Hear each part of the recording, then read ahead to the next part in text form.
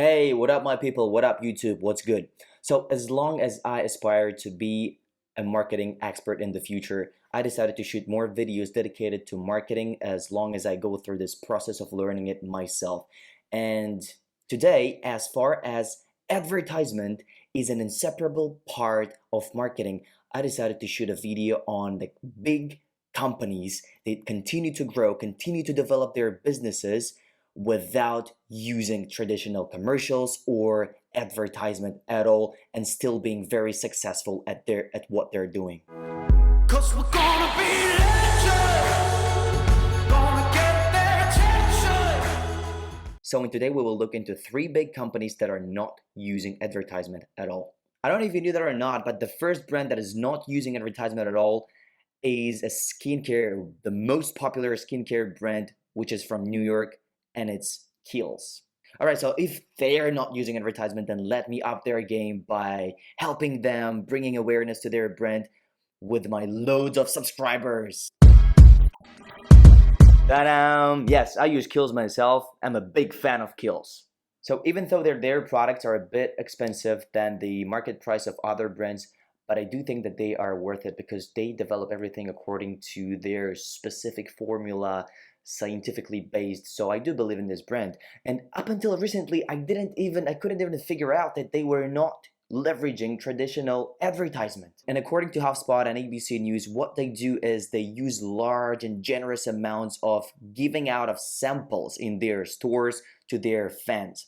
So each year, basically, they give out up to 8.5 million of samples for free.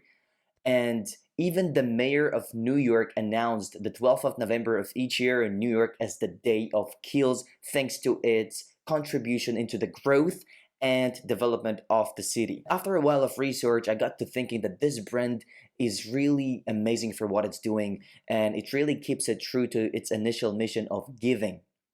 They do a lot of charity, they have an involvement in a lot of environmental works, and they have developed a formula which was dedicated to raising funds for a charity which was fighting against HIV and AIDS. And their president seems to be a really nice guy. Just take a look at what he's saying about Kiehl's himself. So that everybody's in the know. And I often remind people about bring your ideas, tell me what's on your mind. This is your company too. I think this was spot on. Bo Stanton did it? I constantly kick them out of here. Go to the store. And from there, the greatest learnings, the best learnings in terms of how you want to move forward with your brand. You'll get it all if you pay attention and you just simply listen to the customer. Make room for that time. As long as I know that a lot of my subscribers don't even make it to this point, just let me know. Just send me a comment, please, if you have made it to this moment. If you're still watching, please let me know in the comments. I would appreciate it a lot, and because I'm trying to do a good job. So why I chose this one to be the first one, just to keep everybody attracted, is because I'm really amazed by the job that they are doing, because marketers, they do build for the long term. And all of those salesmen, they build for the transactional, operational, short term.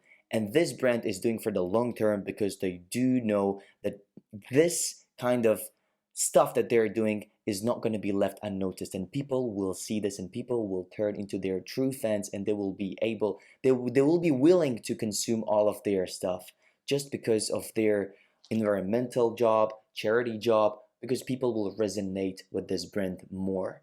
So in the second brand, which is not using traditional advertisement anymore at all, is the Rolls-Royce. Of course, because people now in the world, it's not just a brand.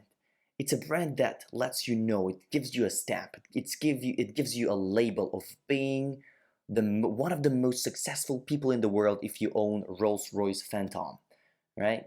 So, and let's just take a look at this amazing car.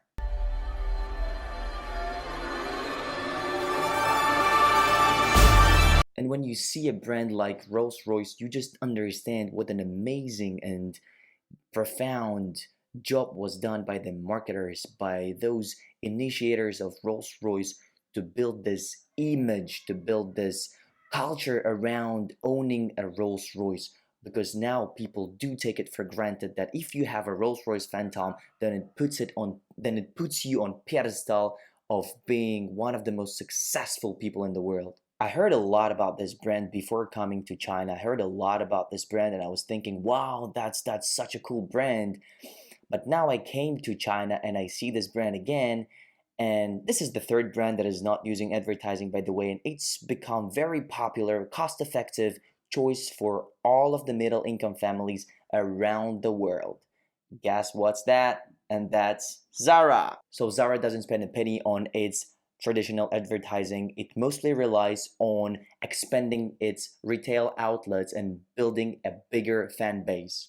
In 2018, it boasted 2,000 stores in 77 countries. Just imagine how huge this brand is. Just imagine if you are going to be developing your business one day, so you start from your country, Uzbekistan, Russia, China, Bangladesh, I don't know, whatever country it is.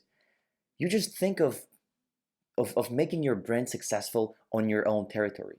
But this brand, in this 50 years, it made it to 77 countries.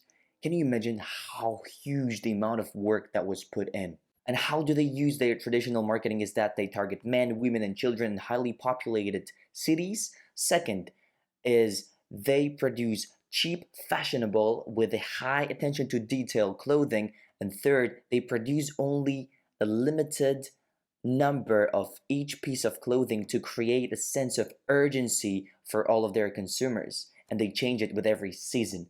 And it just creates this willing to go and buy their clothes because you have this urgency of buying because you don't want to miss out. It's like FOMO, fear of missing out on something. So I hope that you enjoyed the video, and please leave me comments, give me some feedback on the work that I'm doing. If you would love me to improve something, or you would love to hear me talking about some topics, just please hit me up on Instagram, on YouTube, on my WeChat.